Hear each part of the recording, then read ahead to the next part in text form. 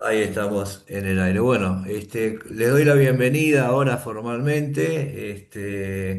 Hay gente nueva, gente que no había hecho todavía nada con nosotros. Está Víctor acá, ¿Qué viejo tal? amigo de la casa.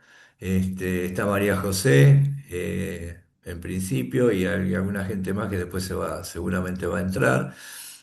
Bueno. La idea de este ciclo es trabajar un poquito con la vida y obra de Alejandra Pizarnik, ¿no es cierto? Algo habíamos hecho, algún módulo suelto dentro de algún ciclo más general de poetas. Habíamos hablado, ahí está Mónica entrando de nuevo, habíamos hablado de Pizarnik, pero muy por arriba, ¿no es cierto? Sobrevolamos alguna cuestión. La idea es darle un enfoque a este ciclo de manera tal que por ahí vamos a soslayar un poquito, o vamos a tratar, por ahí en algún momento es imposible, ¿no? Pero vamos a tratar de soslayar un poco lo que es el personaje de Alejandra Pizarnik, ¿no es cierto? La famosa Alejandra para los amigos, como todo el mundo le dice, ¿no? Y vamos a tratar de enfocarnos un poquito más en lo que es su retórica. ¿Eh? Digo lo que es porque lo sigue siendo, ¿no es cierto? No es que fue. Este, y vamos a decir que, voy a decir yo, digamos que es una de las grandes poetas argentinas, ¿va? Esto siempre es discutible, ¿no? No que es una gran poeta, sino que en el ranking ese que uno suele hacer, habría que ver dónde lo ubicamos, ¿no es cierto? Si yo les digo a ustedes poetas argentinas, ¿qué es lo primero que se le ocurre? ¿O quién es la poeta que el primero se les aparece? Alfonsina, Storni, posiblemente. Ah, bueno, Alfonsina. Bueno, sí, estoy de acuerdo. Alfonsina Storni, digamos, indudablemente, por un montón de cuestiones. Y Alejandra Pizarnik, digamos, por lo menos son las dos más connotadas, pero por cuestiones intrínsecas a su retórica. Tanto Alfonsina Storni como Alejandra Pizarnik tuvieron destinos, o sea, las dos se suicidaron, digamos, es una de las cosas que tienen en común.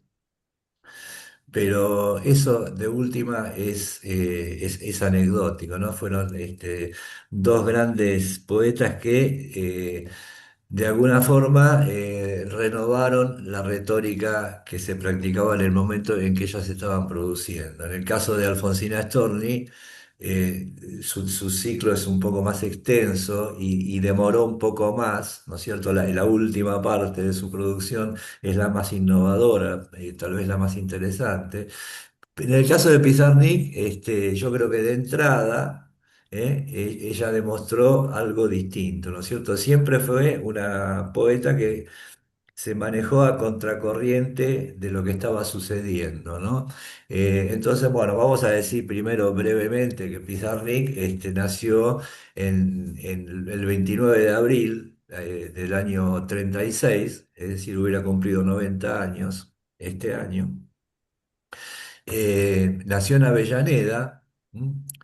Eh, los padres de Pizarnik eran inmigrantes, judíos que venían de Ucrania, de un pueblo que en aquel momento era de Ucrania, después pasó a ser de Polonia y hoy no sé si es de Rusia. Bueno, esas zonas, ¿no es cierto?, que van crujiendo permanentemente y pasaron primero por Francia los padres, donde ya tenían alguna familia que se había ido escapando.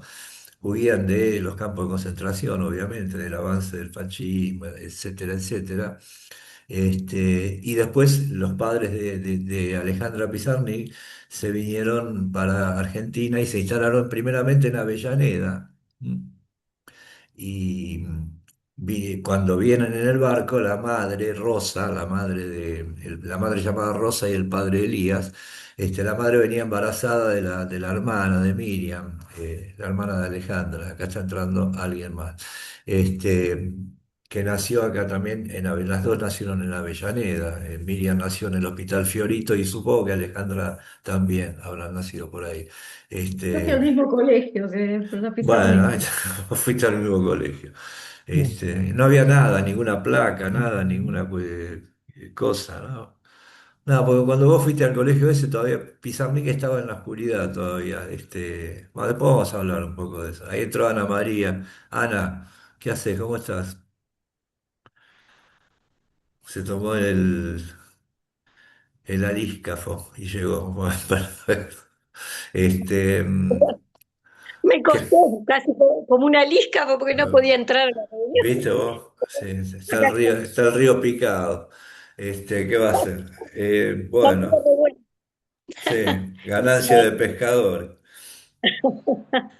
Por eso hacemos lo que hacemos y si estamos acá, ¿qué va a hacer? Bueno, aparte, entonces decía que se criaron, se instalaron en Avellaneda, hicieron la primaria y la secundaria ya en Avellaneda, iban no sé qué, bueno, no importa, al colegio que fue Virginia, y a la vez iban a la escuela judía, a la Yule, donde, bueno, aprendieron el Yiddish y demás. En su casa se hablaba el Yiddish. Y el padre de Alejandra se puso de vendedor ambulante, vendía toallas y tela, qué sé yo, por la calle, y después digamos, ascendió, digamos, se convirtió en lo que se llama un cuento, o que se llamaba un cuentenic, que era también un vendedor ambulante, pero vendía joyas, vendía alhajas a las familias, a las otras familias judías de allá de Avellaneda, de manera tal que le empezó a ir bien, tuvo una posición bastante desahogada, le permitió construir una casa allá, vivieron en dos o tres casas en Avellaneda, hicieron la secundaria allá, la primaria y demás, y después ya Alejandra, bueno, decirle Alejandra me cuesta, ¿viste? Me parece un exceso de confianza, digamos. Pero bueno, yo para diferenciarla de Miriam, ¿no? Cuando terminó la secundaria se puso a estudiar filosofía y letras, cuando estaba la facultad ahí en la calle Viamonte. Después estuvo en una escuela de periodismo que había en aquel momento, donde estaba Juan Jacobo Bajarlía, creo que estaba en la calle Florida. Después estuvo estudiando pintura también, pero todo no terminó nada. Ni siquiera rindió un final de ninguna cosa. Lo que sí le sirvió toda esa frecuentación, digamos, universitaria, fue para conocer gente, que es lo que suele suceder, ¿no es cierto? Este, Cuando uno estudia voy a ser un poquito taxativo, ¿no? Suele suceder, digamos, que cuando uno va a estudiar letras a una universidad, este, y uno quiere escribir, por supuesto, eso, a escribir va a aprender en los bares que están alrededor de la facultad. Este, y después se va a recibir de profesor en la universidad, si es que sigue o qué sé yo, pero en realidad si uno quiere escribir, conviene inscribirse en letra para conocer gente en los boliches que están alrededor, ¿no es cierto? Bueno, a Alejandra le pasó esto, también le pasó a Saer en su momento allá en Rosario, pero en Santa Fe, en Rosario. Bueno, entonces, y desde niña, vamos a hablar un poquito de la vida, vamos a sobrevolar un poco, no para explicar nada, sino para colorear un poco y ver cuál es el origen de todo este chiste que se llamó Alejandra, chiste en el mejor sentido que se llamó Alejandra Pizarnik. Este, la hermana Miriam, que era un par de años mayor, era la hija perfecta, digamos. Era la flaquita, la rubiecita, la ordenada, la estudiosa, la que hacía todo bien, y Alejandra era un desastre, era todo lo contrario. Miriam era el sueño de la madre y Alejandra la pesadilla de la madre porque ya desde chica era muy, muy contestadora, qué sé yo, rebelde, y todo eso. Vivía en un mundo propio y no le importaba mucho la cuestión familiar o la cuestión del estudio y demás. Entonces ya hay una gran diferencia. Había una cierta rivalidad entre las hermanas, de las cuales Alejandra en su diario se queja muy amargamente. Ella sentía que a ella no la querían, que la querían más a Miriam que a ella, bueno, esas cosas, ¿no? Que pasa en toda la familia, ¿cierto? Y eh, se pone a estudiar letras, qué sé yo, conoce gente, ella siempre escribió desde muy chica, era muy simpática, iba y venía, ¿no es cierto? Tenía rasgos de mucha simpatía, era muy graciosa, permanentemente estaba contando chistes, hacía bromas a los compañeros en la escuela, era la mina piola, la compañera piola, viste, con la que te divertía. Y a veces se ponía bastante densa también, eso lo conservó toda su vida y muy lectora, ya desde muy chica. El padre, en este caso, fue el que le fomentaba, con la madre se llevaba bastante mal y aparentemente se llevaba mejor con el padre. El padre digamos, como que le daba un poco más los gustos, entonces le fomentaba el aspecto este de que ella leyera, ¿no es cierto? Le compraba libros y demás. De hecho, el primer libro que va a publicar ella se lo paga el padre, la edición, ¿cierto? Entonces, tenía problemas también era una chica, digamos, gordita, tenía problemas de peso, ¿eh? En un primer momento eso no le importó demasiado, pero después va a ser un factor importante en su vida, un factor de conflicto. Tenía acné muy marcado, en la cara, incluso en la espalda, que lo llevó a lo largo de toda su vida. Nunca le encontró la vuelta para esa cuestión, ¿no es cierto? Y era tartamuda. Ya, tenía toda la ficha puesta, ¿no es cierto? Para ser distinta al resto de sus compañeros. Eso ella lo compensaba de alguna forma, mostrándose muy histriónica, era la que se disfrazaba, la que se vestía hecho un desastre, ¿no es cierto? Iba a las fiestas de la escuela toda desprolija y demás. Este, entonces, y acá me gustaría leerle, ya que a ver si lo tengo por acá a mano, una de las primeras cosas que ella escribió, eh, y esto lo escribió, ella era chica, la hermana era mayor. La hermana se va de la casa, pues se casa muy pronto, muy jovencita. Y ella escribió, para una clase de literatura en la escuela, escribió el siguiente. Ellas vivían en la calle Lambaré, allá en Avellaneda, ¿no es cierto? Entonces, cuando se va la hermana, la madre, doña Rosa, hace una limpieza general, reacomoda toda la casa, qué sé yo, la cambia de habitación, bueno, renueva todo. Y ella escribe el siguiente texto, ¿no es cierto? Dice, en la calle Lambaré, feliz era mi cabaña. Vino la vieja y su saña, no ha dejado nada en pie en la calle Lambaré. Ese es uno de los primeros poemas que conocemos de Alejandra Pizarnik. Parecen cuando se ponían a boludear Borges y Bioy que escribían este tipo de cosas, ¿no es cierto? Pero bueno, este tono así chistoso, lo conservó siempre, no tanto en su retórica, sino en su vida social, digamos. Su vida social también que era bastante conflictiva, ¿no? Ella después, sobre el final de su vida, que va a cambiar la manera de escribir, va a detonar su lenguaje. Sus últimos envíos son casi todos así, de tipo supuestamente gracioso, chistoso, con mucho juego de palabras, ¿eh? Entonces, pero bueno, hasta acá tenemos a esta chica ella termina la secundaria y se viene acá a estudiar a la capital, ¿no es cierto? Entonces, para facilitarle un poco las cosas, digamos, para que no le quedara tan lejos y demás, la familia se muda acá a la calle Montes de Oca, acá en Barracas, Montes de Oca al 900. Y bueno, sé que ya se quedan viviendo ahí, ¿no es cierto? Insisto, los padres de bastante buena posición y le bancaban todos los gustos, esa es la realidad. Cuando ustedes lean los diarios, si es que van a leer los diarios de la Pizarnik,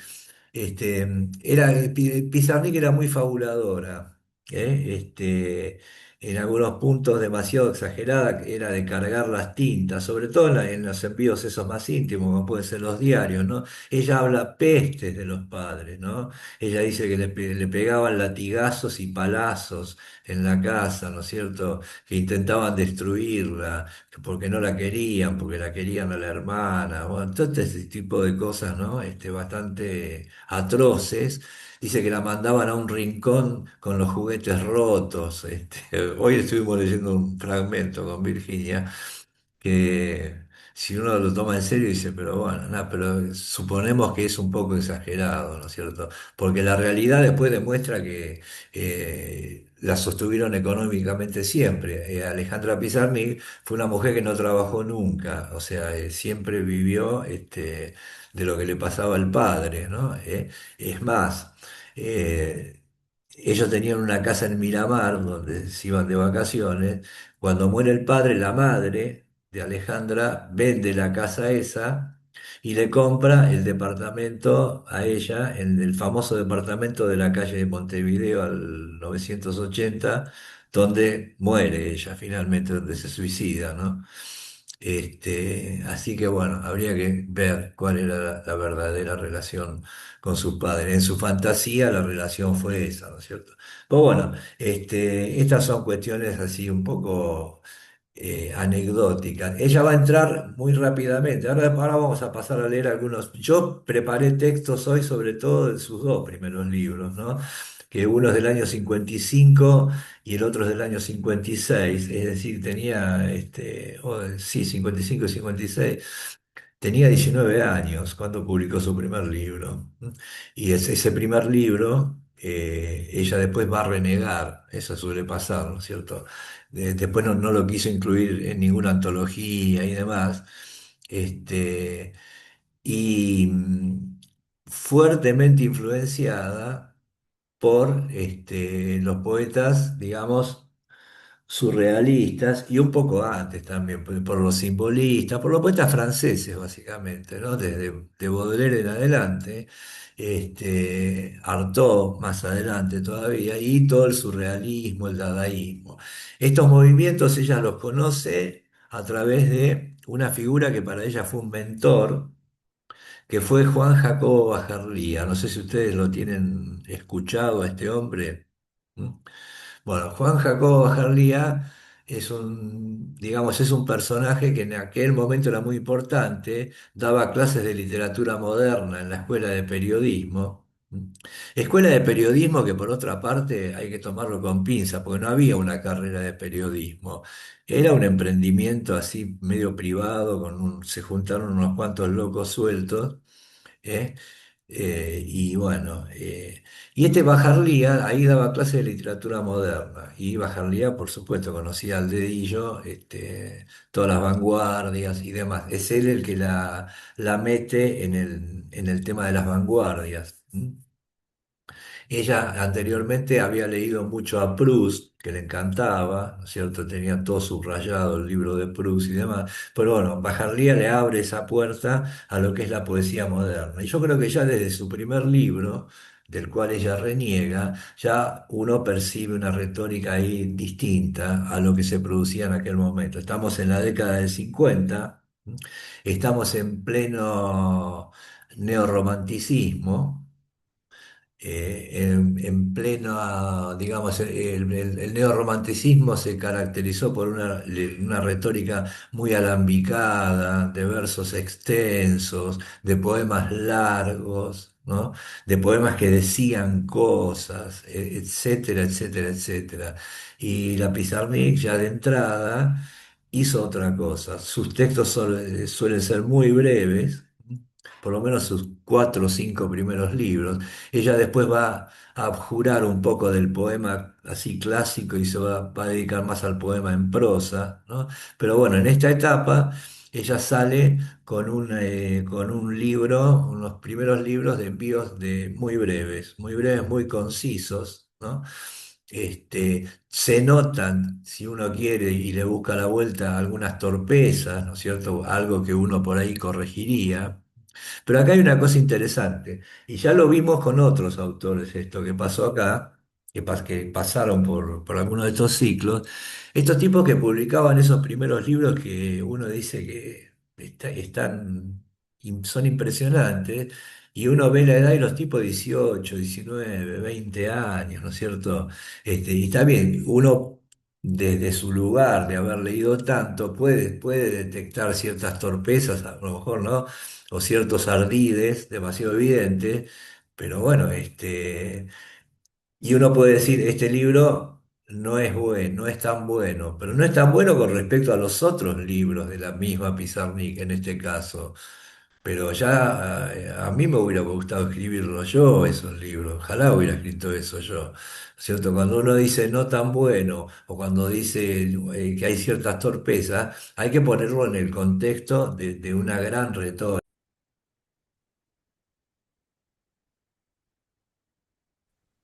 A ver si estamos. Hola. Ahora sí. Sí, Se sí, cortó, ahora ¿no? sí. Se cerró de golpe, esto no sé qué pasó. A ver si Ah, estamos todos. Sí. la grabación se paró. Sí, está grabando de nuevo. No sé por qué se cortó, bueno, esperemos que salga después todos juntos. Decía que hay que ponernos en el contexto de esta gran retórica de la Pizarnik, que insisto, es tal vez la más grande poeta argentina. Otra cosa que me gustaría qué sé yo, aclarar o decir, aun cuando por ahí me contradigo con cosas que dije alguna vez, cada vez que yo vuelvo a leer cosas de la Pizarnik, me parece cada vez menos confesional, ¿no? Yo alguna vez dije que por ahí era equiparable a los poetas confesionales, ¿no? Pero me parece que no es tan así, por lo menos hasta sus últimos envíos. Sus últimos envíos sí, por ahí son un poco más confesionales, pero acá hay una búsqueda de, de un yo lírico, por lo menos de alguna especie de mediación o de mediador que expresara lo que ella quería decir. Voy a leer un fragmento de un diario de ella, no de un diario, de una carta que le mandó a alguien, ¿no es cierto? Dice, peligroso momento cuando el poeta deja de decir yo para señalar las cosas exclusivamente. Terrible transición, ¿no? Dice, en verdad, decir yo es un acto de fe. Acá está el tema ese del yo, ¿no es cierto? Que el yo puede ser confesional o puede ser lírico, ¿no? Es un acto de fe, nada más desolador que un poema que señala las cosas en lo que tienen de mudas e inertes. La poesía se convierte entonces en un juego, en una búsqueda de palabras bellas que no signifiquen. Y aquí pienso en Góngora, ¿no? Cuando el poeta no se enuncia ni se erige para celebrar o maldecir, aparece el silencio de la desesperación pura, de la espera sin desenlace. Y sin embargo, es también canto, es voz, es decir, es decir en vez de no. Es aún una prueba de fe, la última. Acá está explicando un poco este este método que ella terminó adoptando, de hacer constituir Alejandra en un personaje, ¿no es cierto?, en una voz, y uno por ahí se confunde, porque el hecho de sentir que ella se nombra le puede dar la impresión a uno de que es una confesión directa, pero me parece que el mediador, este nombre de Alejandra, cumple las funciones de un yo lírico, al menos hasta cierta etapa. Después pierde un poco el control, pero ya por una cuestión más de salud mental que de otra, que de decisión propia, ¿no es cierto? Digamos también, que no lo dijimos, que Alejandra Pizarnik no se llamaba Alejandra, ¿no? Se llamaba Flora. Em, Flora, en la casa le decían Buma, que quiere decir flor, Flora, y en la escuela le decían Blimele, en la escuela judía, que quiere decir florcita, ¿no? Después ella se puso Alejandra cuando empezó a estudiar en la universidad, y después, sobre el final de su vida, quería que la llamaran Sasha, que es el diminutivo de Alejandra en ruso, ¿no es cierto? Originalmente en la casa hablaban en ruso, ¿no? y en yiddish. Es decir, ella se constituye como poeta o corta el cordón con la familia, digamos, hasta cierto punto, con los mandatos familiares, cambiándose el nombre, ¿no? Pasa de Flora a Alejandra. Y en el primer libro que publica, del que ahora vamos a leer unos textos, está firmado todavía medio vacilantemente como Flora Alejandra Pizarnik. ahí está, es la bisagra. Después, a partir de ahí, ya va a ser exclusivamente Alejandra Pizarnik. Bueno, vamos a pasar a leer algún texto. Yo les pido, si ustedes tienen ganas, ¿no? Que me interrumpan, viste, que vayamos viendo los textos un poco más, como paseando, ¿no? Por los textos. El primer libro se llama La tierra más ajena, ¿no? Y es del año 55,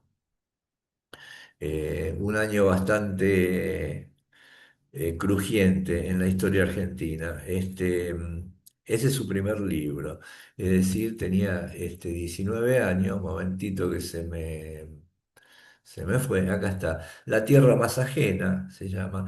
Acá hay una cuestión ya de entrada, este tema de la tierra ajena, va a ir como inaugurando un poco uno de los tópicos de ella, que va a ser el tópico de la extranjera, ¿no? Ella va a hablar de la extranjería, va a hablar muchísimo.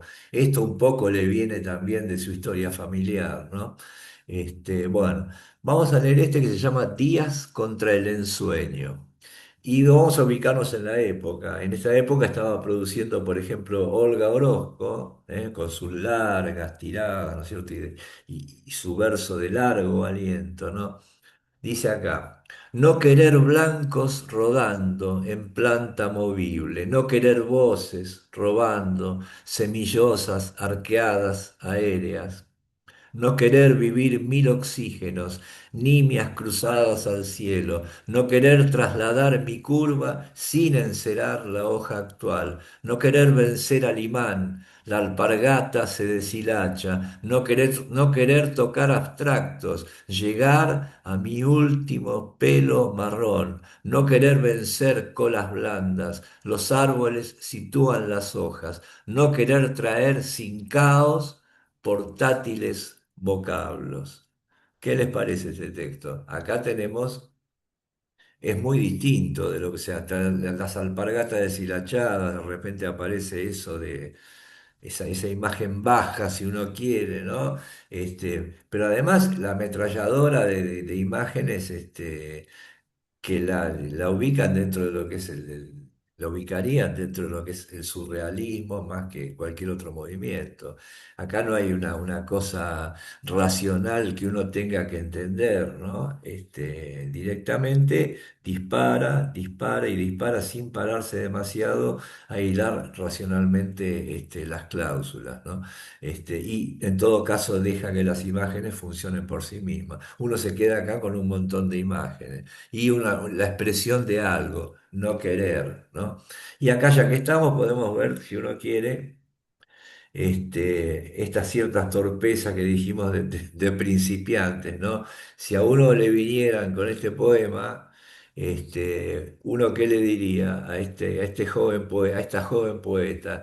Lo primero que se me ocurre es, ojo con los infinitivos, Alejandra, porque está muy bien lo que está diciendo. Ojo con los infinitivos y ojo con los gerundios, ¿viste? Porque ¿qué pasa? Si yo digo no querer blancos rodando en plantas movibles, eso parece que lo dijera Tarzán, ¿no es cierto? O sea, no querer blancos rodando en planta movible, y así se repite, ¿no? Este, podría haberse dicho mucho más, amigablemente esto, ¿no? Conservando el mordiente que tienen las imágenes, la intensidad del texto que la tiene, pero de una manera, un poco más, qué sé yo, articulada, ¿no es cierto? Además, cuando uno empieza un poema, esto lo dijimos 50.000 veces, ¿no es cierto? Pero bueno, cuando uno empieza un poema con un infinitivo, agarrate porque después de ese infinitivo, todo lo que sigue va a venir en infinitivo. Es lo más probable que suceda. Y es lo que sucede acá. No querer, no querer, no querer, no querer, no querer. ¿Viste? Tarzán, no querer nada. ¿Viste? Eso es lo que uno puede ver como una especie de torpeza de principiante, ¿no es cierto? Si hubiera dicho no quiere, estaría mucho mejor. Hubiera conjugado el verbo. Dale, Víctor, te escucho. No, una cosita que comparto es que leí rápidamente, o sea, el primer libro, o sea, los poemas que están en el PDF que vos mandaste. Y lo que me llamó la atención era que para mí era mucho más fácil la lectura en el segundo libro, porque Ah, era bueno, menos, sí. ¿viste? Porque en el primer libro trataba de ver, bueno, estos símbolos, cómo se conectan, y eso el otro, y tenía que leer 2 o 3 veces cada poema, y ahí sí saqué significado, pero el otro era más normal, o sea, más, pero Normal, sí. muy lindo también, muy lindo también. Bueno, Nada sí, más. en O el, sea que me encanta, me sorprende este poeta. Sabía que era un poeta importante, pero no me di cuenta el valor que tiene como poeta. bueno, bien, bárbaro. Es verdad lo que dice Víctor, porque el segundo libro ya está mucho más trabajado, ¿viste? El segundo libro lo trabajó mucho con este Bajarlía, que le ayudó mucho en la corrección. A partir del primer libro, que a ella terminó no gustándole nada, se hizo una obsesiva de la corrección. Tardaba meses y meses en corregir los textos.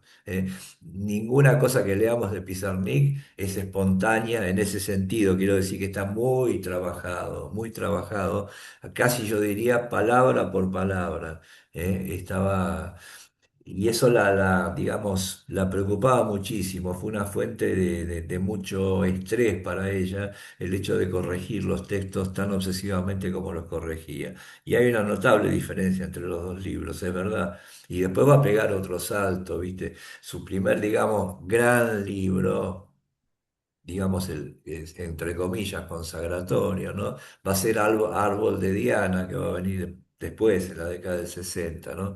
Ya llegaremos también a eso. Bueno, entonces acá hay un disparo o una ametralladora de imágenes que si uno quiere funcionan por resonancia, una cosa más surrealista. Vamos a leer este que se llama Reminiscencias, ¿no? Dice, y el tiempo estranguló mi estrella. Pero más allá de eso, ¿no? Acá hay frases sueltas o imágenes sueltas que después se van a convertir en tópicos de ella, y es acá donde aparecen por primera vez, ¿no? Y el tiempo estranguló mi estrella.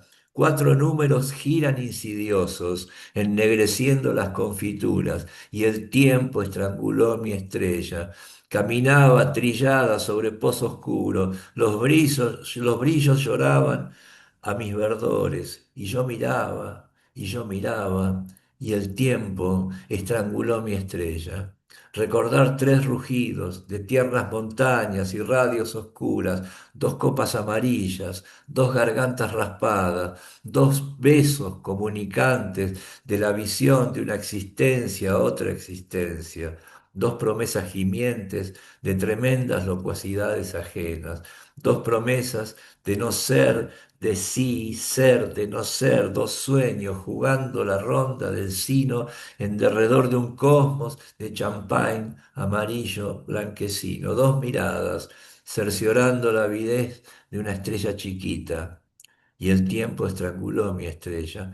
4 números ríen en volteretas desabridas. Muere uno, nace uno, y el tiempo estranguló mi estrella. Sones de nenúfares ardientes desconectan mis futuras sombras. Un vaho desconcertante rellena mi soleado rincón. La sombra del sol tritura la esfinge de mi estrella. Las promesas se coagulan frente al signo de estrellas estranguladas, y el tiempo estranguló mi estrella, pero su esencia existirá en mi intemporal interior, brilla esencia de mi estrella. ¿Mm? Hay algo ahí, ¿no es cierto? que a mí me hace acordar en ciertos pasajes a algún poema hasta de Figma, diría yo, ¿no? Esta repetición, ¿no es cierto? Y el tiempo estranguló mi estrella, ¿no? Hay mucha libertad también de no explicar nada, de no tratar de que la cosa se solucione demasiado racionalmente, ¿no? Es una lluvia, insisto, es una lluvia de imágenes. Acá son más frases que imágenes sueltas, ¿eh? Pero, ¿qué nos está diciendo? No sé qué nos está diciendo. Lo que sí puedo, yo entrar, yo personalmente, digo yo, ¿no? Entrar en el clima de lo que está proponiendo a través de estas frases, ¿no? Que tampoco es nada que haya que explicar nada ni que entender demasiado. Pero esto no es para entender. Esto es para que a uno le pasen cosas o no le pase nada de última. Bien. Vamos a seguir con otro. Este, y ahora vamos a decir otra cosa con respecto a otro tipo de influencia también, ¿no? Dice, que se llama agua de lumbre. Dice, sí, llueve. El cielo gime montones desteñidos, sombras mojadas recogen sus trozos, cavidades barrosas tremendas, mezquinas gotas de agua sulfurada. Si bien no sé cómo recojo las masas, de ver si me agita la pálida lumbre, tremendo espesor de perros y gatos, las gotas siguen. También, pura imagen, ¿no es cierto? Pura imagen. Acá hay una poeta también que influyó mucho sobre ella. Se va a notar tal vez más, acá ya hay algo, pero se va a notar más en libros posteriores, y que es Amelia Biagioni, ¿no es cierto? Que algo también nosotros vimos de Amelia Biagioni. La diferencia con Amelia Biagioni, que era mucho mayor, es que Amelia Biagioni todavía tenía mucho más anclaje en lo que se llama el neorromanticismo, digamos, era más, entre comillas, entendible, había como un discurso más articulado en general, ¿no? Pero muchas imágenes, de desolación, de orfandad y de estar perdido en alguna parte, las toma directamente, a veces hasta con las mismas palabras de Amelia Biagioni. Este agua de lumbre podía ser un título tranquilamente de Amelia Biagioni, ¿no es cierto? Que es otra poeta a tener en cuenta. Y cuando uno dice, por ejemplo, que yo lo dije hace un rato, ¿no es cierto? Que Alfonsina Storni, Alejandra Pizarnik, y bueno, ¿viste? Pero después te quedan afuera la Biagioni, te quedan afuera, qué sé yo. No voy a decir. ¿Quién? La Viñós y la Gruz, Bueno, sí, está bien, por eso, te quedan afuera Ordóñez. todo. Pero, ¿viste? Qué sé yo, acá también hay una cuestión un poco arqueológica, ¿no es cierto? Digamos, como que estas dos, tanto Alfonsina Storni como Alejandra Pizarnik, entraron en un momento justo, ¿viste? Surgieron en un momento justo, cosa que por ahí no pasó tanto con otros, pues también la cuestión circunstancial a veces es importante, ¿no es cierto? Este, mm, entonces, bueno, vamos a leer más textos, ¿no es cierto? Ser incoloro, ¿no? Y hay una especie de epígrafe que dice al conejito que se comía las uñas. Acá hay un poco también, o sea, eh, a diferencia de los neorrománticos, un neorromántico jamás hubiera puesto al conejito que se come las uñas, porque es una cursilería, si querés, viste, es medio una tontería, es una dedicatoria, tal vez una clave interna, pero también es el chiste de ponerlo y hacerlo poner, o sea, hacerlo figurar en tu poema, lo cual sabés perfectamente que te va a achicar un poco la pretensión del poema, ¿no? Imagínate que vos escribís Romeo y Julieta y se lo dedicás al conejito que se comía las uñas, ¿viste? Ya estás como saboteando lo que vas a decir, ¿no? Pero bueno, dice, costura desclavada en mi caos, humor diario, repiqueo infinito, arpa rayada, cadáveres, lloroso mar salino, tu opacidad quitará fuentes de verde jabón, banderines colorados en manos derecha de uñas comidas. Tratando a la sombra roja se llama este. Su soledad maulla, ceros y ceros, vertiente de olores ingenuos, retina ante desconocido, las brisas sonantes retornan picando su ser de sonrisas y dientes abiertos, reír en la noche soleada del vigoroso participio. ¿Cuál es el participio? Soleada de noche, tal vez, ¿no? Bueno, ahí reír, la noche soleada. Tiene un aire figmaniano también, ¿no es cierto? Lo que pasa que acá todavía ella estaba en pleno control, todavía no de la retórica, pero sí de la intencionalidad.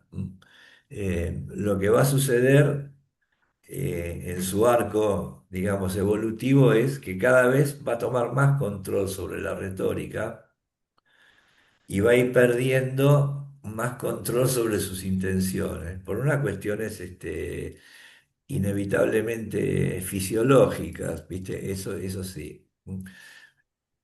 Pero vuelvo, ¿no es cierto? Y por eso separo, ¿no es cierto? Porque si uno compara con las poetas confesionales norteamericanas, qué sé yo, con Anne Sexton, con Sylvia Plath, este, uno lo que ve es que pese a que eran dos tremendas poetas también, con un manejo retórico extraordinario, este, nunca terminan de estar en control de la situación, ¿eh? Y Pizarnik sí, hasta cierto momento de su vida sí, ¿eh? Después fue deteriorándose. Pero eso es otra cosa, eso no es que la convierta en una poeta confesional. Por eso yo estoy revisando un poco todas estas categorías, ¿no? Que por ahí no son tan productivas. De última, si el poema nos produjo algo, ¿qué importa si es confesional o si es proyectivo o si es cualquier otra cosa?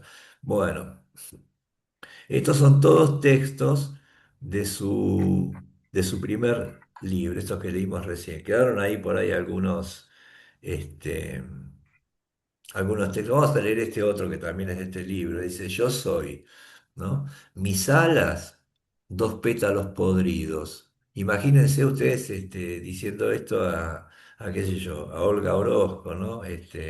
Imposible. Mis alas, dos pétalos podridos. Mi razón, copitas de vino agrio. Mi vida, vacío bien pensado.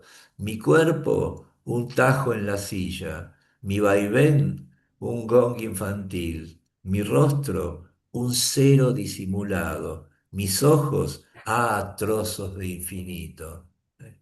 Este es un buen texto, ¿no es cierto? Este, ¿Qué tiene de malo este texto? ¿Qué tiene de torpe? No tiene nada, ¿eh? No tiene nada. Acá todavía hay mucha amabilidad, digamos, para con el lector. Hay como un puente que ella tiende para hacerse entender de alguna manera. Y vuelvo a Biagioni, ¿no es cierto? Que tiene un poema que ahora no me acuerdo, creo que es El Azul, que se llama, y que termina diciendo, volando en mi retazo de infinito, ¿no es cierto? Mis ojos, trozos de infinito. Hay una afinidad ahí, hay un aire de familia muy marcado, ¿eh? El poema de Biaggioni es anterior a esto, ¿no? El retazo de infinito, los trozos de infinito. Entonces, en un principio, su retórica es esta. Insisto, ella después, este libro no le va a gustar nada. Tampoco se va a poner a corregirlo, ¿no? Como hacía Borges. Directamente lo descartó. Y después va a aparecer su segundo libro, ¿no? este, que se va a llamar La última inocencia. ¿Eh? Y tal vez tenga razón, tal vez esta sea la última inocencia, ¿no?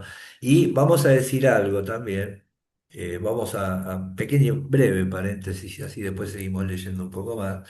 En esta época, este era el libro que acabamos de leer, era del 55, este aparece en el 56. Para esta época, Alejandra Pizarnik se había conectado, bueno, había conocido también a Victoria Ocampo, al grupete ese de la revista Sur, que no le gustaba mucho, este, y había conocido a la gente de Poesía Buenos Aires, ¿no? La revista y editorial, ¿no es cierto? Que fue uno de los grandes hitos de las revistas literarias argentinas, ¿viste? Son tres: Sur, Poesía Buenos Aires y Diario de Poesía, hasta el momento. Andan circulando nuevas cosas con alguna pretensión de emparentarse con aquello, pero el tiempo lo dirá. No sé si el staff, pero el tiempo lo dirá. Bueno, entonces se conecta para esta época con la gente de la revista Poesía Buenos Aires, que básicamente eran Edgar Bailey y Raúl Gustavo Aguirre, que era el director. Vamos a saludar a Cristian Aguirre, que está participando de estos encuentros, es el hijo de Raúl Gustavo Aguirre. Él está en España, lo va a ver después seguramente. Pero bueno, para que vea que estamos mencionando acá esta cuestión. Raúl Gustavo Aguirre fue muy amigo de Alejandra Pizarnik, fue para Pizarnik una figura también un poco de mentor y de protector, y fue el que le publica el segundo libro a través de la editorial esta de Poesía Buenos Aires, que creo que se llamaba Altamar, la editorial. Ella creo que los dos siguientes libros los va a publicar por ahí. Eh, Incluso ella le dedica poemas a Raúl Gustavo Aguirre, y Raúl Gustavo Aguirre escribe también un extraordinario poema, era un gran poeta Raúl Gustavo Aguirre, sobre Alejandra Pizarnik, que seguramente lo vamos a leer la semana que viene, cuando ya estemos más en la cronología, ¿no? Pero bueno, no nos adelantemos demasiado, estamos en el año 55, 56. Entonces, bueno, en este segundo libro, quiero decir, está mucho más trabajado en el sentido de que lo corrigió muchísimo. A partir de acá, la corrección va a ser la parte, digamos, más importante de su manera de hacer las cosas, ¿no es cierto? Ella va a elegir el procedimiento de ir, digamos,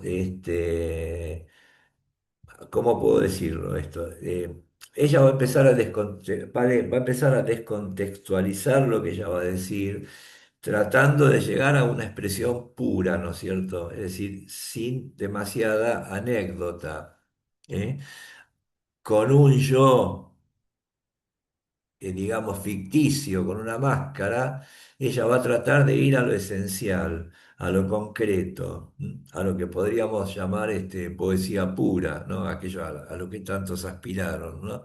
Y esto a través de la corrección. Ella tomó de los surrealistas, digamos, en cierto modo, o una cierta manera de la escritura automática. Esa plasmación desbocada, ¿no es cierto?, desaforada, que los surrealistas plantaban ahí, pero ella va a volver sobre esa escritura automática y de ahí va a empezar a trabajar con esos textos hasta lograr su satisfacción personal. Iba a decir lo que ella quería, pero nadie logra lo que quiere, sino cierta satisfacción, ¿no? Entonces, esto se empieza a ver ya a partir de este segundo libro, que a Víctor le pareció más normal. A ver, ¿dónde estamos? Acá estamos. Vamos a arrancar con la última inocencia. Acá está, que se llama Salvación. Dice: se fuga a la isla y la muchacha vuelve a escalar el viento y a descubrir la muerte del pájaro profeta. Ahora es el fuego sometido, ahora es la carne, la hoja, la piedra, perdidos en la fuente del tormento, como el navegante en el horror de la civilización que purifica la caída de la noche. Ahora la muchacha halla la máscara del infinito y rompe el muro de la poesía. Como ven, ay, que no puedo abrir esto. Ahí estamos. Como ven, quiero decir, acá ya hay una propuesta un poco más inteligible, si uno quiere. Aunque uno nunca termine del todo de entender las metáforas, ¿no? No es la idea tampoco, pero hay como un envío un poco más inteligible. Y hay imágenes muy hermosas, ¿no? El pájaro profeta, ¿no? Y la intención de esta voz lírica, ¿no? La muchacha halla la máscara del infinito, no está hablando del infinito, ¿no? Y rompe el muro de la poesía. Ahí está expresando algo que después se va a exacerbar en ella, ¿no es cierto? Este, y es el tema siguiente, es a medida que avanza en su arco creativo, ella va a ir, esto no es que le pase a ella, ¿no? Es una cosa bastante frecuente en los poetas, va a ir empezando a desconfiar cada vez más de la capacidad del lenguaje para dar cuenta de algo, de cualquier cosa, ¿no es cierto? Y cuando por una cuestión de temperamento de ella, en este caso, es esa cosa tan intensa, ¿no es cierto? Muy intensa, demasiado intensa, ese magma que ella tenía adentro, ¿no es cierto?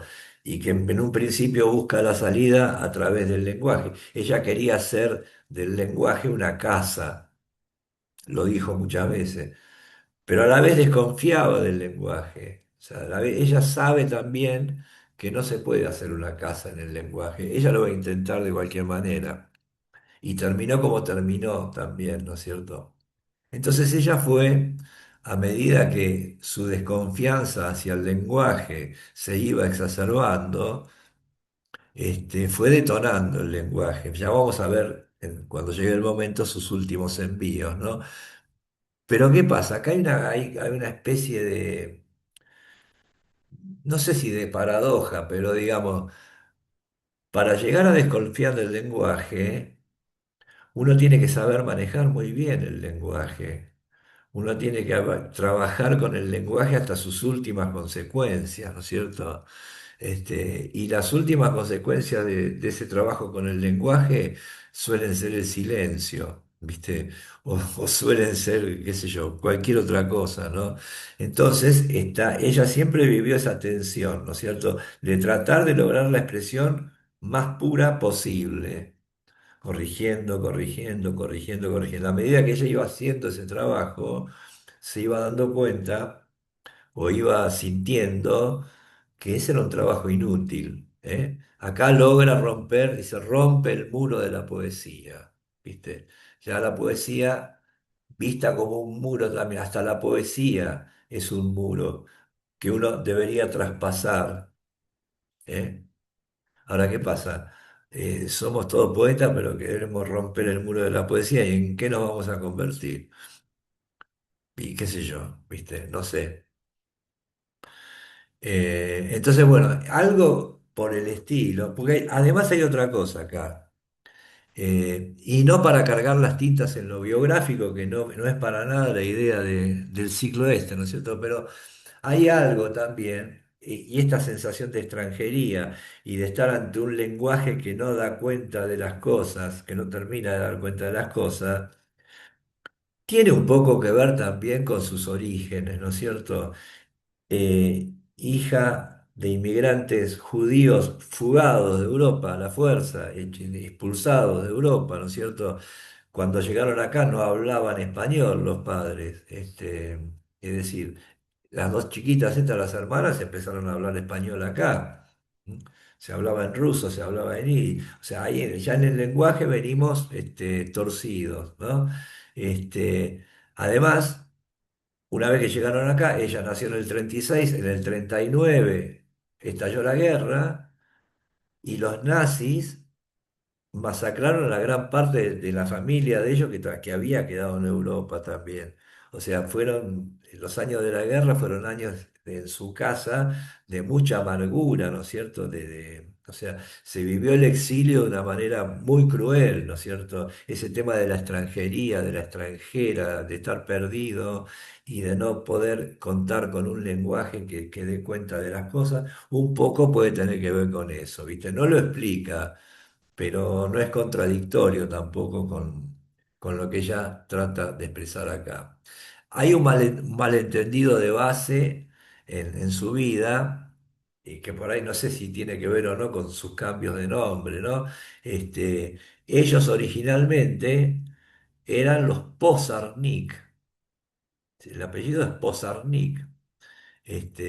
Pero ¿qué pasa? Como a tanta gente que vino de allá, el tipo de la aduana que los anotó, viste, que apenas sabría leer y escribir, por otra parte, le puso Pizarnik, entonces los convirtió en los Pizarnik. Por ese acto mágico de cambiarles una vocal, les cambió el apellido directamente. De hecho, la familia de ellas que vive en Francia se llaman Pozarnik. Son Pizarnik acá. Allá hay algo raro. Empezamos, viste, con escamoteando una vocal. ¿Mm? Este, Oh, sí, no, estaba pensando que tenemos una Flora y un Florencio en la literatura, que no usaban los nombres, ¿no? una Flora y un Florencio, exactamente. Julio Florencio Cortázar. Este, no me hagas hablar de Cortázar porque vengo cebado con Cortázar que estoy dando allá, ¿viste? Pero también hay un tema con los nombres en Cortázar, ¿viste? Ya que lo nombraste a Cortázar, una otra cosa, después fueron muy amigos en Francia, Pizarnik y Cortázar, muy amigos. Este, lo que no impidió que ella sacara el cuero a lonjas en los diarios, pero, ¿viste? Eso es así, ¿no? No importa. Este, Julio Cortázar, tanto como Alejandra Pizarnik de chicos, cuando la Alejandra Pizarnik tenía 12 13 años, tuvo escarlatina, la enfermedad, escarlatina, que era una cosa bastante jodida en aquel momento. Te morías, te podías morir, viste, básicamente. No sé hoy cómo es eso, qué sé yo. Y Cortázar tuvo escarlatina cuando era chico, y la pasó muy mal. Bueno, ahí la Pizarnik también. Y esta Pizarnik, que era una chica tan desbocada, tan alegre, parece que después de ese episodio de la escarlatina, que la tuvo 2 meses casi, viste, en la lona, empezó ya a experimentar cosas raras, viste, cosas, ya su humor no era el mismo, empezó a tener muchos cambios de humor y demás, viste. Entonces, bueno. Me hiciste acordar porque hablaste de Florencio, de Julio Florencio. Entonces, bueno, esto, o sea, era Pizarnik, pasó a ser Pizarnik. Allá tenemos una cuestión con las palabras, siempre la letra, viste, anda por ahí molestando. Bueno, vamos a leer otro, que se llama La de los ojos abiertos. Acá ya ella va, o sea, estos poemas. eh, También un poco paradójicamente, ¿no es cierto? Los otros eran simples tiradas de palabras o de frases. En estos poemas ya hay como un aspecto un poquito más narrativo, ¿viste? Hay como unas pequeñas historias. Para que voy a bajar esto que hay como unas pequeñas que no llegan a ser historias, pero eh, tienen un poquito más de impronta narrativa. Eh, pero paradójicamente, estas pequeñas narraciones eh, y estos personajes que empiezan a aparecer ahora, esta, ¿cómo es la muchacha que rompió el muro de la poesía? ¿No? También son una especie de distanciamiento lírico del magma ese que está expresando, ¿eh? Eso implica ya una cierta mediación. Se está alejando un poco de lo que está diciendo de manera narrativa, como contándolo, contando una historia, ¿no? Bueno, decía que estamos acá, vamos a leer la de los ojos abiertos. La vida juega en la plaza con el ser que nunca fui. Y aquí estoy, baila pensamiento en la cuerda de mi sonrisa. Y todos dicen que esto pasó. Y va pasando, mi corazón abre la ventana, vida, aquí estoy, mi vida, mi sola y aterida sangre percute en el mundo, pero quiero saberme viva, pero no quiero hablar de la muerte, ni de sus extraños, ni de sus extrañas manos. ¿Eh? Acá aparece la muerte, otro de sus temas centrales. Ahora, este. fíjense lo que pasa, ¿no es cierto? O sea, nosotros ya alucinados por el mito de la Pizarnik, ¿viste? Porque todos ya conocemos la historieta, ¿viste? Pobrecita, ¿viste? Ya sabemos, ¿viste? Es más un personaje que una persona. Uno toma esta primera persona como si fuera que estuviera hablando ella, ¿viste? Pero aquí esto es un mediador, ¿viste? No hay por qué tomarlo al pie de la letra. ¿Eh? No nos confundamos con la primera persona, sobre todo en los casos extremos como el de la vida de la Pizarnik.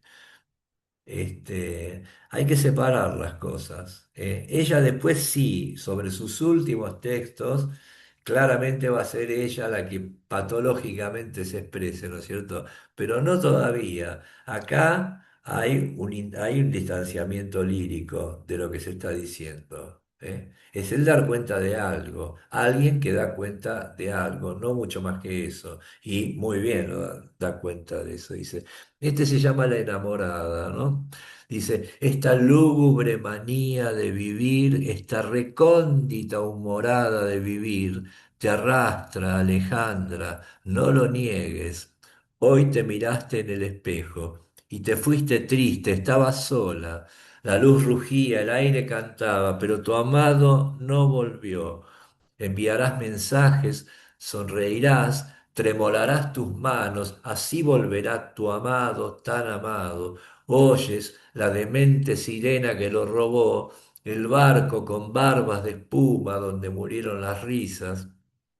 ¿Recuerdas el último abrazo? Oh, nada de angustias. Ríe en el pañuelo, llora a carcajadas, pero cierra las puertas de tu rostro para que no digan luego que aquella mujer fuiste tú. Te remuerden los días, te culpan las noches, te duele la vida tanto, tanto, desesperada. ¿A dónde vas? Desesperada, nada más. ¿Mm? Eh, no sé qué les parece a ustedes, pero es un poema alfonsiniano, ¿no? En cierto modo, en cierto modo. Acá todavía usa el tú, bueno, hay un montón de esos detalles, ¿no? Y es un poema muy intenso. ¿Eh? Alejandra se nombra, ella permanentemente, ese Alejandra es un recurso retórico más, ¿no es cierto? Es la máscara, como lo dijo en el poema anterior. Alejandra es la que está diciendo esto. Pero ella no era Alejandra, ella era Flora de última. Este, Sopesemos un poco también eso, ¿no? Este, a ver, vamos a... ¿Cómo estamos? Estamos bien, ¿no? Con el tiempo, bueno. Eh, Vamos a leer este que después vuelvo a otro. Dice, a la espera de la oscuridad. Ese instante que no se olvida, tan vacío, devuelto por las sombras, tan vacío, rechazado por los relojes, ese pobre instante adoptado por mi ternura, desnudo, desnudo de sangre de alas, sin ojos para recordar angustias de antaño, sin labios para recoger el zumo de las violencias, perdidas en el centro de los helados campanarios. Ampáralo, niña ciega del alma, ponle tus cabellos escarchados por el fuego, abrázalo, pequeña estatua de terror, señálale el mundo convulsionado a tus pies mueren las golondrinas, tiritantes de pavor frente al futuro. Dile que los suspiros del mar humedecen las únicas palabras por las que vale vivir. Pero ese instante sudoroso de nada, acurrucado en la cueva del destino, sin manos para decir nunca, sin manos para regalar mariposas a los niños muertos. ¿Qué le parece? ¿Se están angustiando? No, ¿no? ¿O sí? Un poquito. ¿En Pero no sé serio? si por eso, porque es domingo, no sé. Ah, debe ser porque es domingo. No, a ver, a mí me da la sensación de que necesitaría una segunda lectura, o sea, o segunda, tercera, qué sé yo, no sé. Yo creo que sí, ¿viste? Pues lo agarrás de segunda lectura o de tercera lectura, eso te permite, viste, a vos mismo distanciarte por ahí de la intensidad. No o sea, no de la retórica, sino de la intensidad de lo que está diciendo, lo que efectivamente, del sentido, digamos, ¿no es cierto? Y ves más, o sea, podés sopesar mejor el juego retórico que está haciendo. A mí esto me Claro, parece un gran poema, pero no por lo que dice, ¿viste? Porque de última. ¿Quién no se va a conmover por los niños muertos? ¿Viste? Está perfecto, está bien, todo está bien.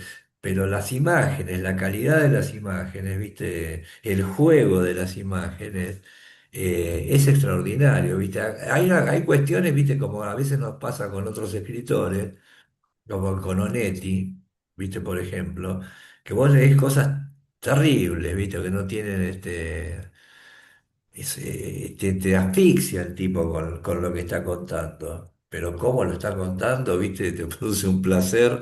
O sea, claro, inevitablemente tenés que volver a leerlo para, ¿viste? Para disfrutar de la construcción, ¿viste? De la exacto, sí, composición del sí, texto, ¿viste? Y acá pasa lo mismo, ¿viste? Lo que pasa es que también estamos muy influenciados por lo que fue después la bola esa del mito que se hizo con la Pizarnik, ¿viste? ¿Viste? Vamos a entender algo, ¿viste? No está diciendo tampoco nada del otro mundo, en el sentido de que todos sabemos de la muerte, todos sabemos del sufrimiento, ¿viste? No vamos a morir todos, etcétera, etcétera, etcétera, ¿viste? Dicho de una manera o de otra, ¿viste? Es lo mismo, ¿viste? sí. Entonces, No, no, pero es cierto, es muy difícil escindir la idea que tenemos de Pizarnik y de la historia y demás con lo que uno lee. exacto. O sea, si vos lo leyeras, o cualquiera de nosotros lo leyéramos sin saber quién lo escribió, bueno, viste, estaríamos más liberados en cierto punto, Sí, viste. O seríamos un poco más objetivos, viste. La idea de este ciclo es un poco sacar toda esa marisma que hay alrededor, viste, bueno. Pero esto de sin manos para regalar mariposas a los niños muertos. Eso es maravilloso, una imagen tremenda, ¿viste? Tremenda. Eh, y bueno, la construcción, ¿viste? Yo dejo pasar algunas cosas, ¿viste? Porque si no, esto no termina más, ¿no? Pero hay construcciones de frases que vos la podés encontrar en otros poetas, ¿viste? Pero bueno, vamos a seguir un poquito más adelante y después, si nos queda tiempo, vamos a volver sobre algunas cuestiones, Yo ¿no es la cierto? siento, yo Sí, la siento muy, yo la siento muy cercana a veces a la crueldad. Estoy pensando ahora en que tal vez mucho después ella lee o hace La Condesa Sangrienta, puede ser. sí, claro. Todas esas imágenes así tremendas, crueles, ella juega, tal vez sea, no había pensado en esto que vos decís, Isaías, que sea su propio estilo, su propio juego retórico. Y es cierto, sí, es una elección retórica, pero permanentemente dos por tres sale, viene el poema y te dispara una imagen que es cruel, que te desacomoda, te sacude, Sí, o sea, eso que vos decís de la Condesa Sangrienta va a venir mucho más adelante, ¿viste?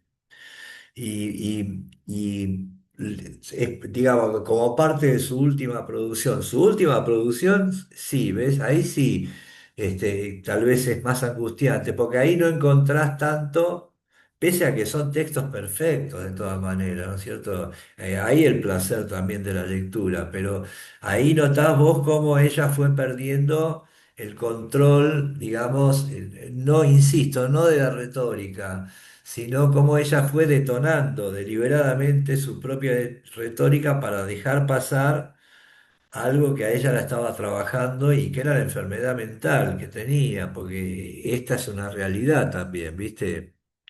Eh, digamos, ella no le debe nada a su enfermedad mental, digámoslo, porque lo mejor de su producción, fue a pesar de que tenía una enfermedad mental, ¿viste? pero eso se va a ir filtrando cada vez más en su última producción. Hasta este momento, las imágenes, no sé si cruel es la palabra, ¿viste? Eh, son cosas sí fuertes, ¿viste? Pero no creo que haya una crueldad gratuita acá. Sí la va a ver en sus últimos textos. Incluso en sus ultimísimos textos ya se va a detonar hacia el lado de la obscenidad, de la cosa soez, ¿viste? De la escatología, ¿viste? Va a patinar para ese lado. Pero hasta este momento no, o sea, no sé si cruel es la palabra, ¿viste? Este, está de moda la palabra cruel, ¿no? Bueno, no me parece escuchar por ahí. Bueno, acá vamos a leer uno que se llama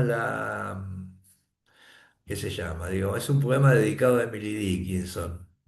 Este, una de sus admiradas también, ¿no?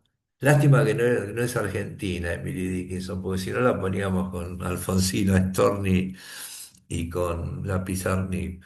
Pero bueno. Yo trato de convertirla en Argentina, pero no hay manera. Bueno, este, le dedica un poema a Emily Dickinson que es muy interesante, es muy breve y es muy interesante, ¿no es cierto? Y dice lo siguiente: del otro lado de la noche la espera su nombre, su subrepticio anhelo de vivir. Del otro lado de la noche algo llora en el aire, los sonidos diseñan el alba. Ella piensa en la eternidad. Fíjense cómo cambia la cosa. Este, porque le está hablando de otra persona. Este, ya no hay tanta carga, o uno no percibe tanta carga propia. Está hablando de ella misma igual, ¿viste? Por más que se lo dedique a Emily Dickinson. Pero al producirse esa identificación con un tercero, este, ya no nos angustia tanto el tema.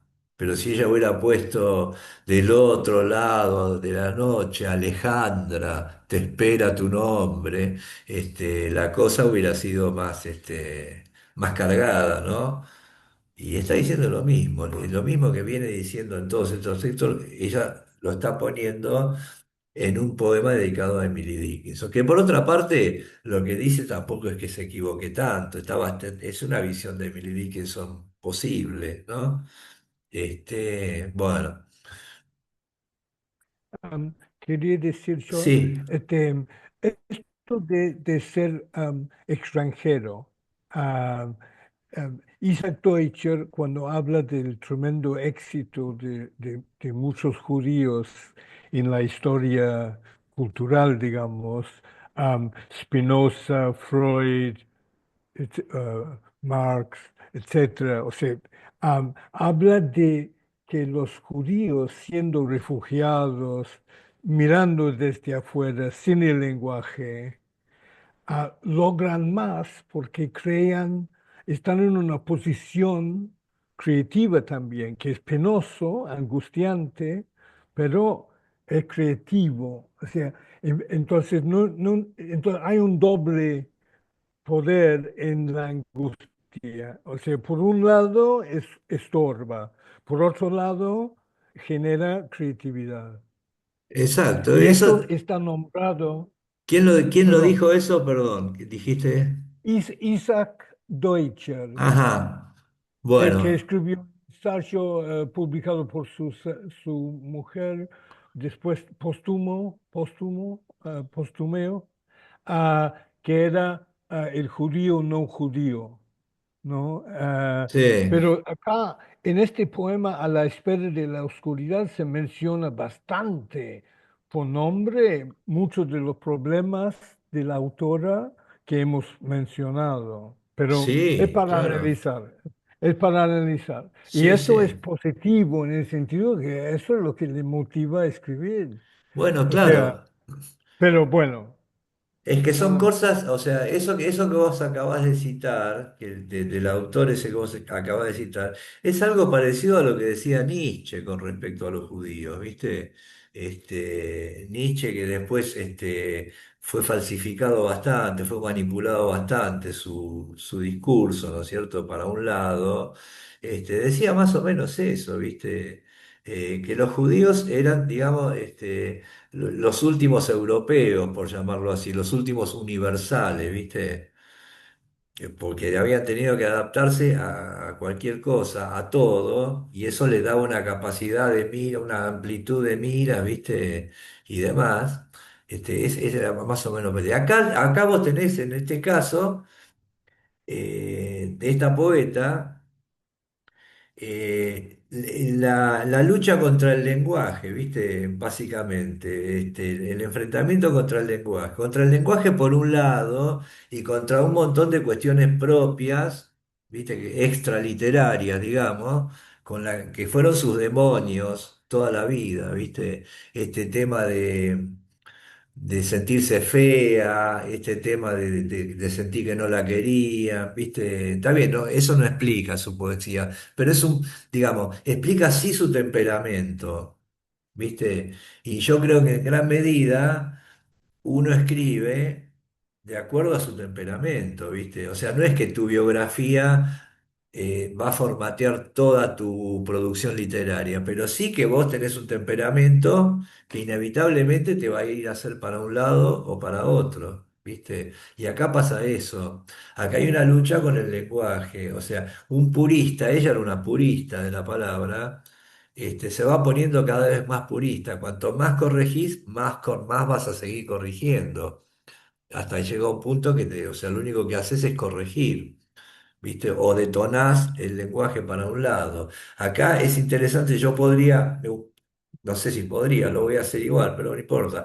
Digamos, uno puede hacer un paralelo con Paul Celan, ¿viste? El poeta rumano de ascendencia alemana, ¿no es cierto? Judío también, cuyos padres habían sido aniquilados y demás. Él mismo estuvo en un campo, ¿viste? Y él se expresaba en alemán.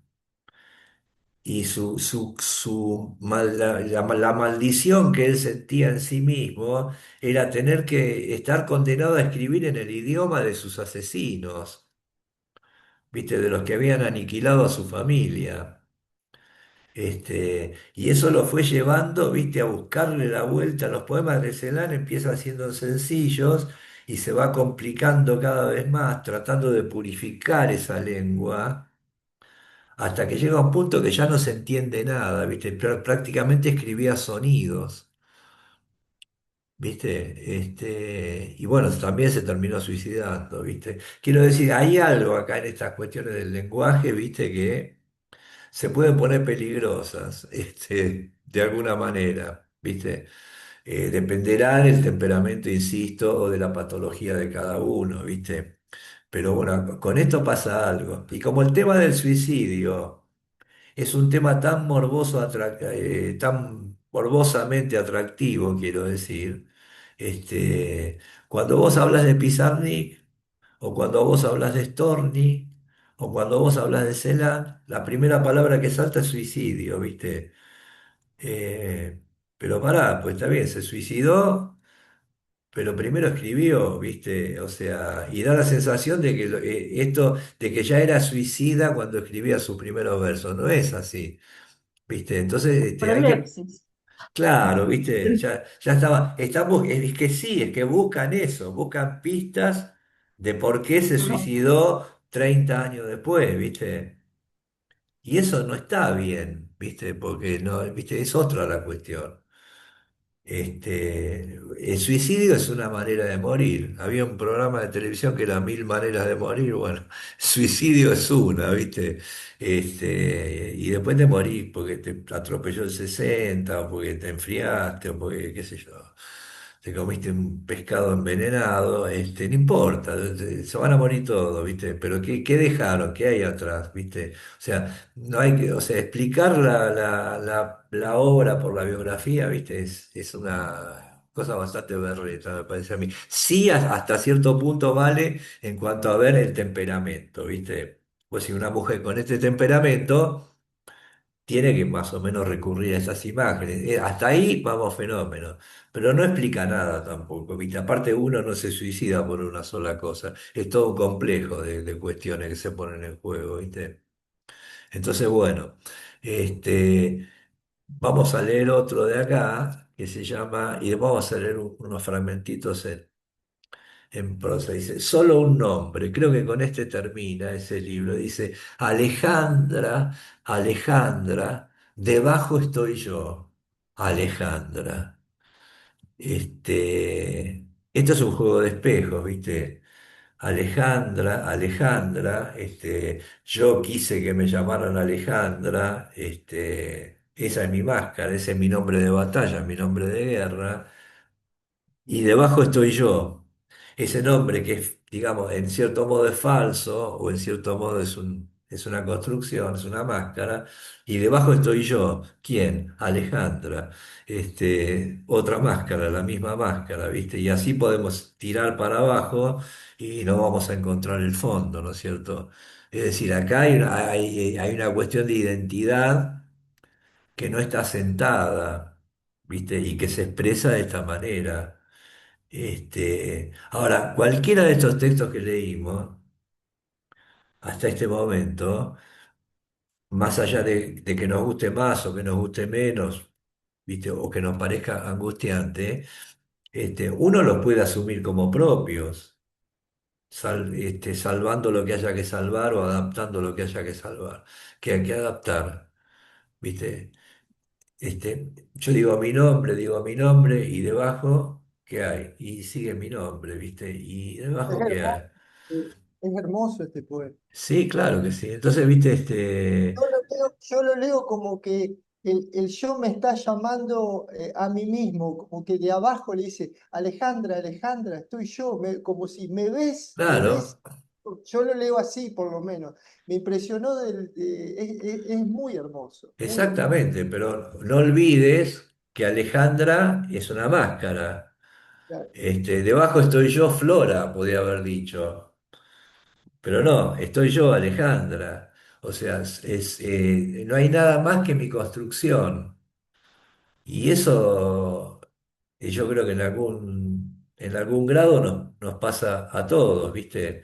Detrás de mí estoy yo y y abajo de ese yo sigo estando yo y sigo estando yo y sigo estando yo, ¿viste? Entonces lo que está expresando es eso, por eso digo, no son claves cerradas hasta el momento, ¿viste? Y como dijo Víctor hoy, este segundo libro es mucho más armónico en un sentido, está como mejor compuesto, ¿no es cierto?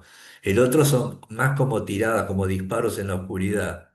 Este libro ya tiene una cierta intención de transmitir alguna cosa de la que cualquier lector se puede hacer cargo, cambiando algún nombre, cambiando alguna circunstancia. Ese de la noche también, o sea, son sentimientos que son universales, ¿eh? Pueden ser más atroces, menos atroces, ¿viste?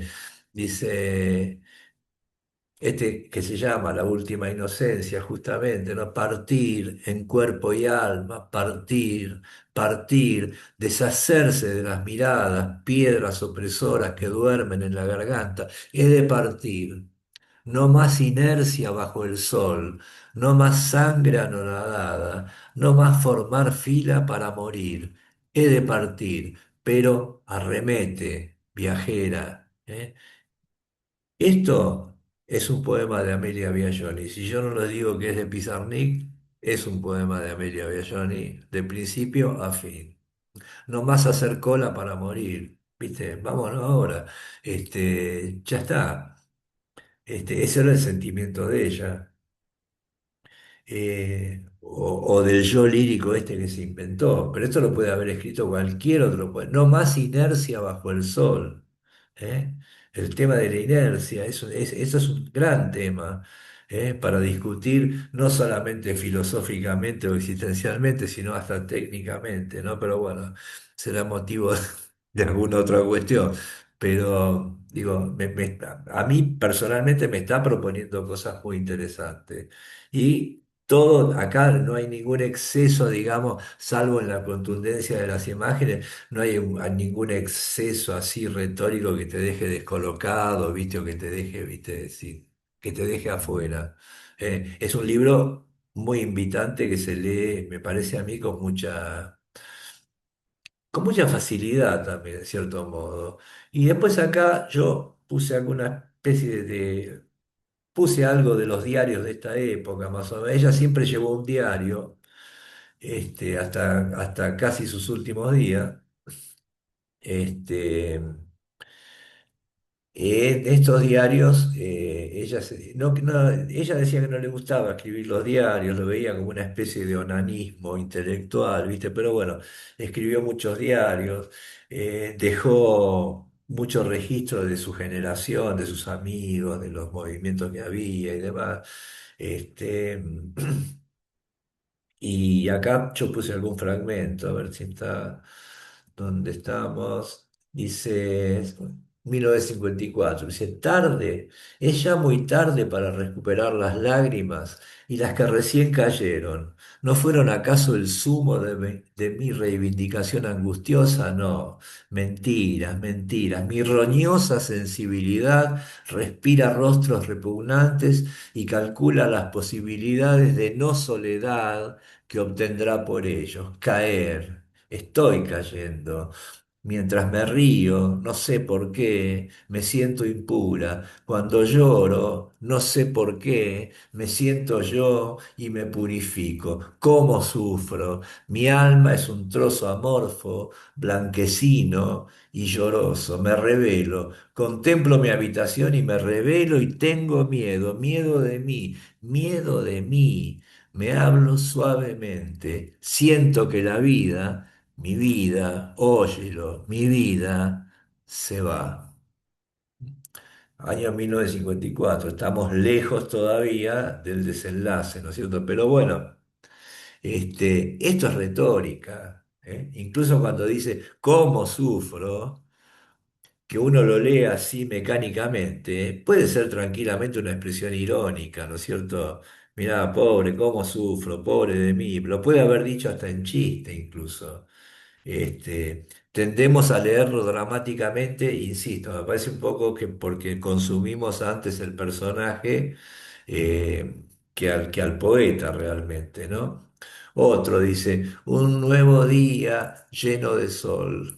Despego mi ventana y la luminosidad cae en la habitación, luz amarilla y vital.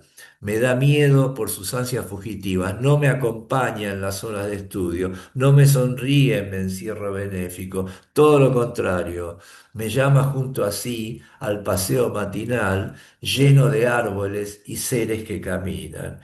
Acá, bueno, maldición va a ser un día hermoso, está diciendo más o menos, ella Alejandra Pizarnik odiaba la naturaleza, se sentía muy incómoda en los lugares abiertos, sobre todo donde había plantas o montañas o playa, qué sé yo, le empezaba a agarrar como un ataque de pánico. Eso tiene un nombre, también no sé ahora cuál es. Y acá más o menos, viste, su lugar, su asunto era la noche. Ella a la noche encerrada, se sentía cómoda, ¿no es cierto? Ella supuestamente, vamos a adelantar un poquito, estaba diagnosticada supuestamente con algo que se llama, esto no sé yo nada de esto, ¿no? Pero lo digo por las dudas, dice, el síndrome de Borderline, conocido formalmente como trastorno límite de la personalidad. Una enfermedad mental grave, se caracteriza por una fuerte inestabilidad en las emociones, la autoimagen, la conducta y las relaciones con otras personas, ¿viste? Eso supuestamente era la cosa que tenía de base y lo que la hacía caer en adicciones. Ella era adicta a las anfetaminas, desde que era una adolescente, en la secundaria empezó a tomar anfetaminas para adelgazar. Era medio gordita, tampoco que era una gorda, o sea, pero viste, se veía. Entonces, las anfetaminas en aquel momento eran de venta libre. ibas a la farmacia entonces, y aparte, viste, las usaban para estar despiertos, para estudiar, viste, los chicos, qué sé yo. Bueno, se hizo adicta a las anfetaminas, después se hizo adicta al alcohol y bueno, y a todo lo que te puedas imaginar. O sea, se daba con todo, ¿no? O sea, era también el ritmo de vida de la época. Es una típica representante de todo eso, ¿no es cierto? Entonces, algunas exacerbaciones, sobre todo de los diarios, vienen por ese lado. En los diarios se va al recarajo muchísimas veces. No así en su producción poética, la que ella iba a presentar directamente al público, ¿no es cierto? A ver, ¿qué digo más acá? Dice, me resisto a escribir, dice en otro lado del diario. Estoy cansada de los diarios íntimos, vacuos y frustrados. No consuelan, no ayudan, pero sí evaden, pero sí resuelven falsamente las cotidianas angustias, ¿no? Bueno, cuánto me humillo, dice en otra parte, recordando a Alfonsina, acá estamos, ¿no? Yo quiero ser blanca, blanca, es decir, sin culpabilidad. El orgullo me muerde el alma, no quiero saberme abandonada, pero si no tengo orgullo, pero si ya no tengo nada que nazca espontáneamente, solo neurosis y una gran vergüenza de estar viva. Ahora me consuelo en este odioso cuaderno. Este diario me sugiere onanismo literario. No lo continuaré. Bueno, sí lo continuó. Bueno, entonces tenés a la Pizarnik de los poemas, a la Pizarnik de los diarios, tenés a la Pizarnik porque escribió prosas también, escribió muchas reseñas. Vamos a ver prosas, escribió algunos cuentos. Siempre quiso escribir una novela, nunca lo consiguió. Y hay una larga correspondencia con el que era su psicoanalista, que se llamó León Ostrov, ¿no? Con el que tenía una relación ahí medio de transferencia. Va. Este, y después hay una correspondencia con Yvonne Bordelois. En fin, hay bastante de lo que es extraliterario, digamos, ¿no es cierto? Pero fíjense que aún en los diarios es una alta retórica, también es una muy buena prosa, ¿no? Manejaba la palabra magistralmente, ¿no es cierto? Hay una anécdota que tiene con Bajarlía, yo que les contaba yo, que era como 25 años mayor que ella, ¿no? Ella se había enamorado de Bajarlía. Tuvieron alguna cuestión, parece ser, ¿viste? Nunca se sabe mucho con la Pizarnik, pero bueno. Entonces un día la Pizarnik tiene una pelea tremenda con la madre. Entonces agarra, se arma una valija como a las 3 de la mañana y va a la casa de Bajarlía y le dice que se quiere casar, que se casen, ¿viste? Que vayan y se casen, que quería casar con Bajarlía, ¿viste? Menos mal que el otro, ¿viste? No le dio bola, pero se quería casar con Bajarlía. Después era una mujer que tenía una sexualidad, ¿viste? Dividida, ¿viste? Le gustaban los hombres y le gustaban las mujeres. Y lo vivió eso con muchísima culpa. Parezco, ¿viste? Rolón, parezco el psicoanalista de las 6 de la tarde. No quiero decir estas cosas, pero digo, hacen a su trasfondo, ¿viste? No tienen importancia para la retórica. Entonces eso lo vivió con muchísima culpa, ¿viste? Entonces estaba como en un círculo vicioso, ¿viste? Por un lado, quería salir y sentirse blanca y sentirse pura, y por otro lado se llenaba de culpa, también por su propio trastorno, ¿no? mental que tenía. Entonces, viste, era como que estaba en una permanente retroalimentación, viste. No, no vivió en paz esta chica de ninguna manera, viste. Hasta el momento, hasta donde llegamos hoy, la cosa la manejaba, tenía cierta vida social, se reunía con todos los círculos literarios acá de Buenos Aires, no terminaba de gustarle ninguno. ¿Mm? Vamos a avanzar un poco más la semana que viene con esto. Siempre estaba como un poco retraída, ¿viste? Nunca estaba en un rincón, se sentaba, siempre mal vestida, hecho un desastre, parecía un espantapájaro, ¿viste? Este, y bueno, pero de a poquito la fueron apreciando, ¿viste? Ella después lo vamos a ver la semana que viene, ella va a hacer un viaje a París de 4 años, donde ahí sí que termina de explotar su gran retórica y después vuelvo a Buenos Aires ya con otra apreciación por parte de la gente también y cada vez más problematizada ella personalmente. Pero eso lo veremos la semana que viene. ¿Alguna pregunta, alguna cuestión? Pueden hacerlo. Tenemos tiempo. Yo quería A llegar ver, a... Sí, dale. yo creo que ahora, No te escucho, estás muteada. Abrite el micrófono. Ahí hola, está, ahí ahí, lo ahí, abrí. ahí va. Ah, bueno, ahí está.